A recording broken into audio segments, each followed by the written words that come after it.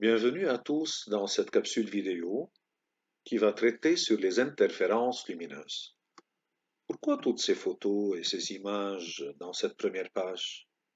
Si je regarde les plumes des oiseaux, le colibri, le banc, quoi que ce soit, ou bien les couleurs sur une bulle de savon, qu'est-ce qu'on les appelle? Des couleurs interférentielles. Donc ça a à voir avec le phénomène d'interférence. Poursuivons. Que se passe-t-il en un point qui reçoit plusieurs ondes de plusieurs sources? On ne va pas travailler avec 3, 4 sources. En classe de terminale, on va juste travailler avec 2 sources qui envoient des ondes et ces ondes se superposent. Voyons tout d'abord le cas simple, par le cas particulier. On va envoyer 2 petits ébranlements, deux déformations. Une impulsion sur cette corde vers le haut et de l'autre côté, encore une impulsion vers le haut. Ces impulsions vont se rencontrer là. Ouf. Qu'est-ce qui s'est passé? L'amplitude du premier signal était, supposons, 3 cm, du second était 3 cm. Au point de croisement, l'amplitude est devenue 6. Mais ce qui est intéressant, c'est qu'après le croisement, les 2 signaux ont continué comme si la rencontre n'a pas eu lieu. Prenons ici l'impulsion vers le bas.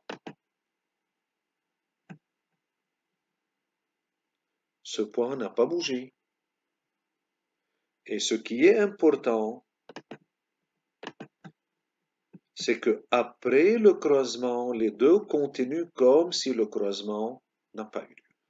Bon, puisque ce point n'a pas bougé au point de rencontre, y1 égale plus 3, y2 égale moins 3, y égale 0. Alors, quel principe on peut faire sortir? Chaque fois que des signaux se croisent, se superposent, le principe de superposition est le suivant. Y résultant égale y1 plus y2. C'est une somme algébrique. Plus 3 me donne plus 6. Y1 égale plus 3, y2 égale moins 3. Leur somme égale à 0. Je reviens sur la surface de l'eau qui est ici. Si je fais vibrer une réglette qui va me donner des ondes rectilignes, et ces ondes rectilignes sont arrêtées par un obstacle. Mais l'obstacle est muni de 2 ouvertures rectangulaires chacune, de largeur petit a, et séparées par une distance petit b, disons, entre le centre de la première et le centre de la deuxième. Qu'est-ce qui se passe? Au passage par la première fente, si l'ouverture a est plus petite que la longueur d'onde lambda, je verrai un phénomène de diffraction bien marqué. De même, au passage par la deuxième, un autre phénomène de diffraction. Ces 2 diffractions vont se superposer dans cette zone. Choisissons un point sur la médiatrice de F1, F2, les fentes. Qu'est-ce que je vois? Cette distance D1 égale à la distance D2. Donc les 2 ondes vont arriver en phase et donc j'aurai une somme positive comme y1 plus 3, y2 plus 3. Par contre, à côté, je peux avoir un 0 plus 3 moins 3. On va voir un peu cela plus loin. C'est le principe de la superposition. Y égale y1 plus y2. Si les deux arrivent crête et crête, leur somme est constructive. On dit l'amplitude résultante est doublée. Si en un point j'ai plus 3 et l'autre arrive la deuxième onde moins 3, leur somme va être égale à 0. Ça, c'est une expérience qui a été faite à Harvard. Qu'est-ce qu'ils ont choisi? 2 émetteurs ultrasonores. Ça, c'est un émetteur, ultrasonore. Comme un haut-parleur, mais qu'on n'entend pas. C'est-à-dire sa fréquence est supérieure à 20 000 Hz.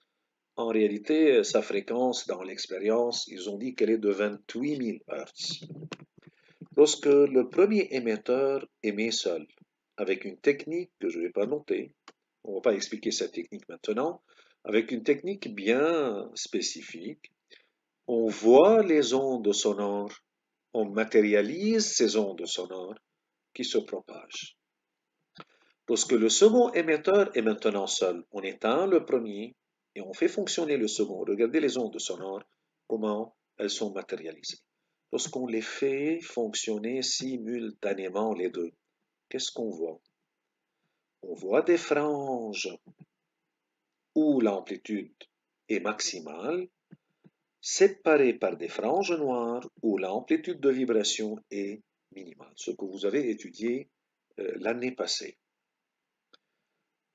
Partons vers une petite animation pour saisir l'idée. Avec un son de 400 Hz, disons, un seul haut-parleur, j'active l'audio. Lorsque je déplace la position de ce bonhomme, partout il entend la même chose. Avec deux sources. Voilà. Ces deux haut-parleurs sont reliés à un même GBF, donc émettent des ondes sonores de même fréquence. On dit que ces deux ondes sont synchrones. Et en phase, les deux sortent à un même état à chaque date. Donc, on dit elles sont synchrones. Lorsque là, l'amplitude est maximale à une date t, à la même date t, encore là, l'amplitude est maximale.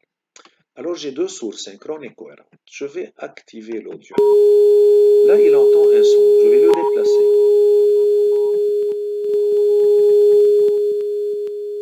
Là, il n'entend plus rien, le bonhomme.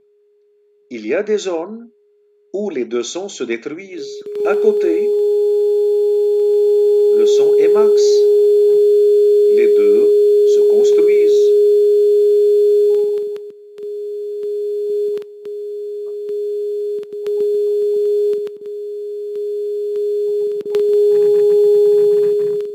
Voilà. Il y a des points où l'amplitude est nulle. L'amplitude est nulle. L'amplitude est max. Nul. Max. Nul.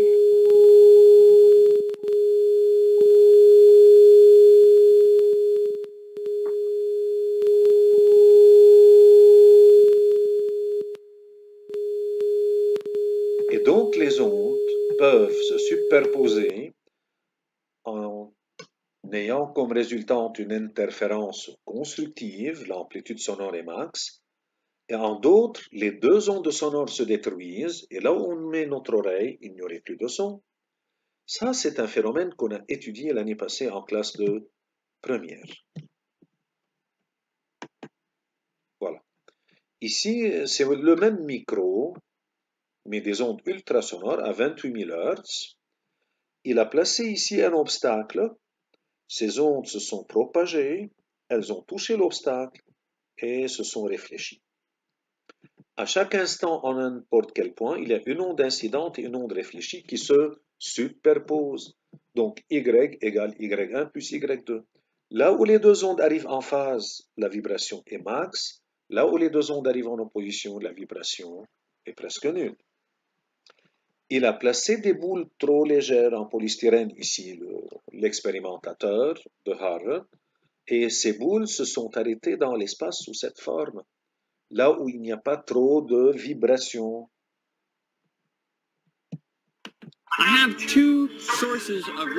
Regardez cette expérience. Il va prendre deux boules. Avec une boule, il va créer des ondes circulaires. Avec deux sources presque synchrones et cohérentes, à la même fréquence, oui, descendent en même temps, remontent en même temps, en phase et cohérente.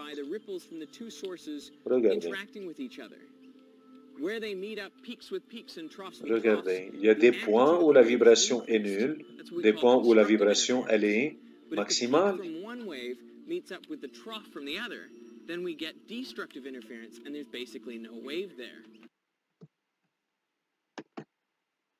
Par suite, si je veux rappeler la classe précédente, sur une corde, je peux avoir un phénomène d'interférence. J'aurai des points qui vibrent au maximum tout le temps et des points qui restent immobiles tout le long de l'expérience qu'on les a appelés l'année passée les nœuds, et ceux-là les ventres. Donc le phénomène d'interférence, il est visible. Là, l'interférence est constructive, la vibration est maximale, ici l'interférence est destructive. Avec deux ouvertures sur la surface de l'eau ici, j'ai diffraction d'un côté, diffraction de l'autre, ces diffractions se superposent, et il y a des points où la vibration est max et d'autres nulle. Là, de même, on a vu avec l'animation. Et par suite, l'interférence est un phénomène propre aux ondes, comme la diffraction. Ce que je vois ici, ce sont des ondes mécaniques qui ont besoin d'un milieu matériel pour se propager. La question se repose toujours, n'oubliez pas la vidéo précédente. Quelle est la nature physique de la lumière? Les deux écoles des physiciens travaillaient chacun d'eux sur des expériences pour prouver qu'il avait raison. L'une des écoles qui contenait l'un des physiciens dans cette école, c'est Sir Isaac Newton, disait que la lumière est formée de particules. L'autre école qui contenait Christian Huygens disait que la lumière est de caractère ondulatoire. Enfin, la lumière, c'est quoi?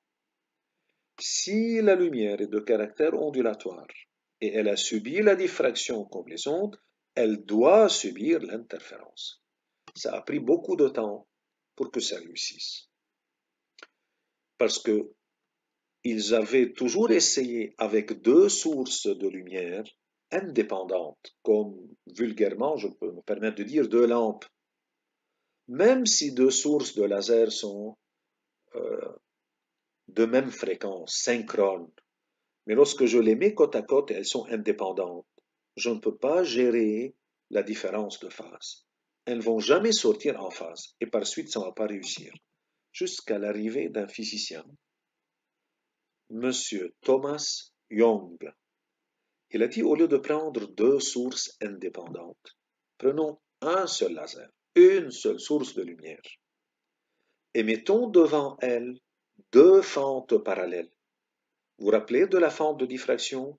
On va mettre à côté une parallèle à elle. Au lieu d'avoir une, j'aurai deux, et le faisceau lumineux qui viendra touchera les deux fentes en même temps. Voyons si ça a réussi. Ça, c'est au MIT. Ici, avec single slit, il dit, chez la diffraction.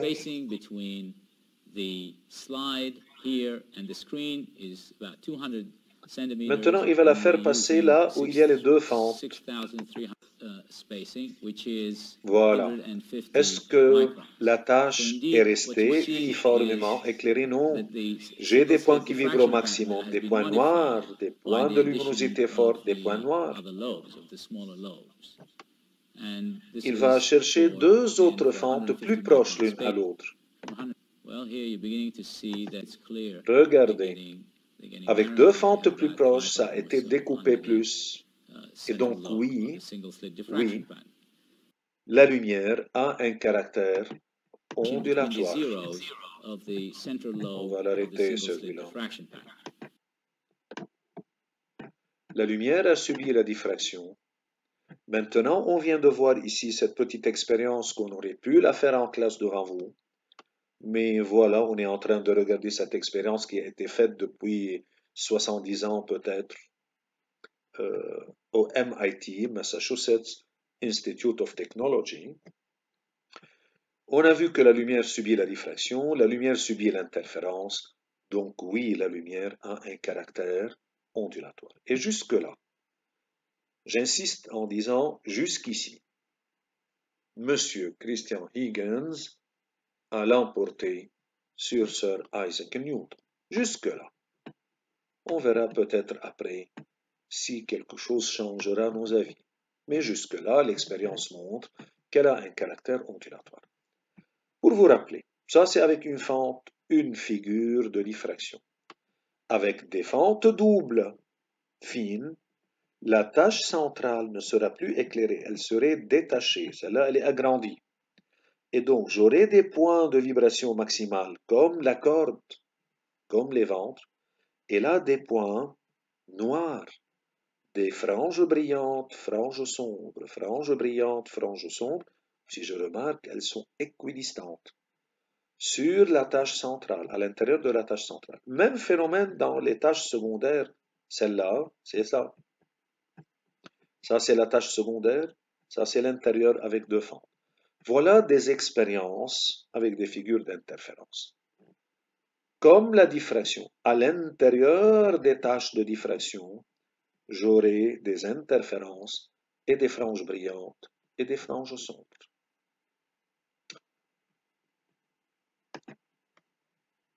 Voyons, juste une animation avec une fente, c'est ce que je vais voir.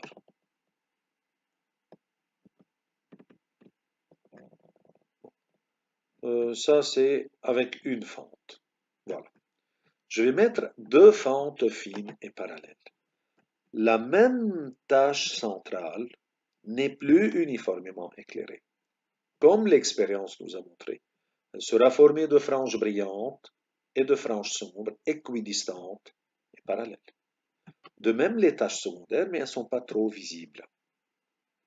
Donc, je vais vous faire voir une fente, regardez. Ça, c'est la diffraction. La tache, elle était uniformément éclairée. Il n'y avait pas de franges sombres, ni dans la tache centrale, ni dans les taches secondaires. Mais avec deux fentes, regardez, elle devient striée. Revenons. Voilà une vraie photo que j'ai prise en classe. Des fentes doubles. Voilà une fente double. La distance d'une fente à l'autre est 500 micromètres. Autre fente double, séparée par 300 micromètres, que je vais noter dorénavant petit a. Dans la diffraction, petit a était la largeur d'une fente. Maintenant, ce 500 qu'on note au bac libanais encore petit a lorsqu'on a un problème d'interférence, c'est la distance d'une fente à la suivante. Et là, les deux fentes sont très proches. Deux fentes rapprochées, deux fentes un peu plus éloignées, deux fentes un peu plus éloignées. Donc voilà trois doubles fentes Young. Ça, c'est deux fentes Young. Ça, c'est deux autres fentes Young et deux autres. Quelle est la condition? Il faut que la tache lumineuse du laser recouvre les deux. Quelques notions faciles. Ce phénomène, vous le connaissez, on l'a vu dans l'animation. Lorsque deux ondes de mécanique de même fréquence se superposent, on dit qu'on a interférence. À retenir, il faut que les deux sources soient synchrones, c'est-à-dire de même fréquence, et cohérentes, donc de même phase. Voilà. Interférence des deux ondes. Chaque point de la zone d'interférence va recevoir deux ondes, l'une provenant de S1, l'autre provenant de S2. Si les deux ondes arrivent en phase, elle est constructive. Si les deux ondes arrivent en opposition, elle est destructive.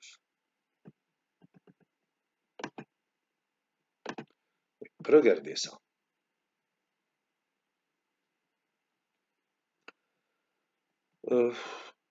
Animaux. Voilà une fente, une deuxième. Ici, elles paraissent très éloignées, mais en réalité, vous avez vu, elles sont trop proches de 500 micromètres, de 300 micromètres. Donc, des ondes vont sortir de là, des ondes vont sortir de là-bas, et ça va interférer. Là, l'animation, elle est un peu exagérée. Voilà une frange brillante, noire, noire. Ça, c'est la frange qui est juste sur la médiatrice de F1, F2. On va l'appeler la frange centrale. Pas tache, la grande tache de diffraction, non. Ça, c'est à l'intérieur de la tache centrale. Celle qui est au milieu, on l'appelle la frange centrale. Regardez les ondes. Chaque point ici, chaque point, disons ce point M, il reçoit une onde qui vient de F1 et une onde qui vient de F2 à chaque instant. Regardez. Chaque point est en train de recevoir deux ondes, l'une de F1, l'autre de F2. Jouons un peu avec ça, on va voir. Là, bien sûr, j'aurai une onde de F1, une onde de F2. Là, les deux sources émettent des ondes en phase et de même fréquence, de même longueur d'onde lambda. Donc synchrone, parce que même lambda est cohérente, en phase. Si celle-là est nulle, l'autre est nulle. Quelle est la distance? Lambda 2, 3, 4, 5, 6, 7 lambda. Et de même la deuxième. Donc à quoi est égal D2 moins D1? 0. Comment arrivent les deux? En phase. C'est une interférence constructive. Voilà. Continuons.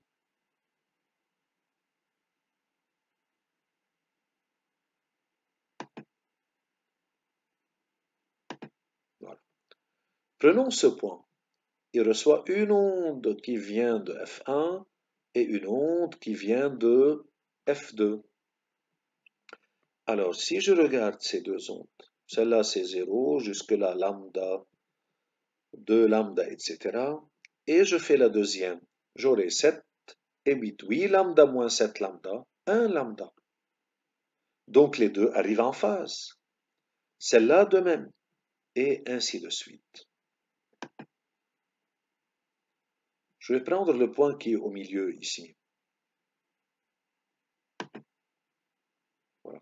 Comment arrivent les deux ondes-là? En opposition de phase. Donc comment serait ce point? Noir. C'est une bizarrerie. C'est une bizarrerie. Il y a des points. Bizarrerie, pourquoi je dis ça? Lumière plus lumière ici me donne de la lumière. Lumière plus lumière en ce point me donne de l'obscurité. Mais où elle s'en va, cette lumière? Où elle est partie, la lumière? Des questions. Donc, les franges brillantes sont les points où les deux ondes arrivent en phase. Les franges noires, ce sont les points où les deux ondes arrivent en opposition de phase et se détruisent. Ainsi, on peut expliquer cette figure d'interférence. Constructive, les ondes sont en phase, destructive, en opposition de phase. Qu'est-ce qu'on appelle cette distance D2 moins D1? On la note petit delta et on l'appelle la différence de marche, c'est-à-dire S2M moins S1M. Si les deux ondes arrivent en phase, que vaut cette différence de marche? Soit 0, soit lambda, soit 2 lambda, donc K lambda avec K appartenant à Z. Parce que si le point M est en haut des deux est plus grand que D1, donc delta est positive, et si le point M est au-dessous de la figure, D2 est plus petite que D1 et delta est négative, donc K est négatif. Donc ce sont des entiers relatifs. Destructive, quelle est la différence? C'est lambda sur 2, 3 lambda sur 2, 5 lambda sur 2. On a vu ça l'année passée. Voilà S1, S2, voilà le champ d'interférence, les franges d'interférence. Encore une figure, D2 moins D1, si on veut schématiser delta, ça c'est delta. Ça c'est la figure dans la frange centrale, elle ne serait plus uniforme, striée. Qu'est-ce qu'ils ont dit? On note I, la distance entre les milieux de deux franges consécutives de même nature. Soit deux brillantes, soit deux sombres. L'interfrange est notée I, évidemment c'est une distance en mètres. Ce que je dois retenir là. Mathématiquement, voilà la démonstration. On montre que D2 moins D1, qui est delta, égale à ça. A, c'est la distance S1, S2 maintenant dans ce chapitre. X, c'est de haut jusqu'au point M considéré sur la figure. Grand D, c'est la distance entre les fentes et l'écran. À quoi est égal ce delta? Retenez A par X en face sur grand D. A à gauche, X à droite sur grand D. A, X sur D. A, X sur D. On l'utilise au bac libanais sans démonstration. Mais pour le démontrer, voilà, vous pouvez arrêter la vidéo et regarder un peu tout ça.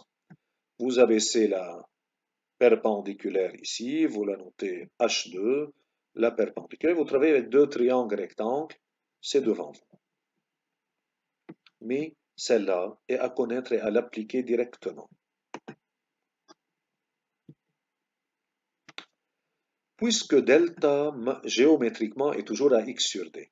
Pour les franges constructives, les interférences constructives, les franges brillantes, delta égale k lambda. Donc, que serait l'abscisse des franges brillantes?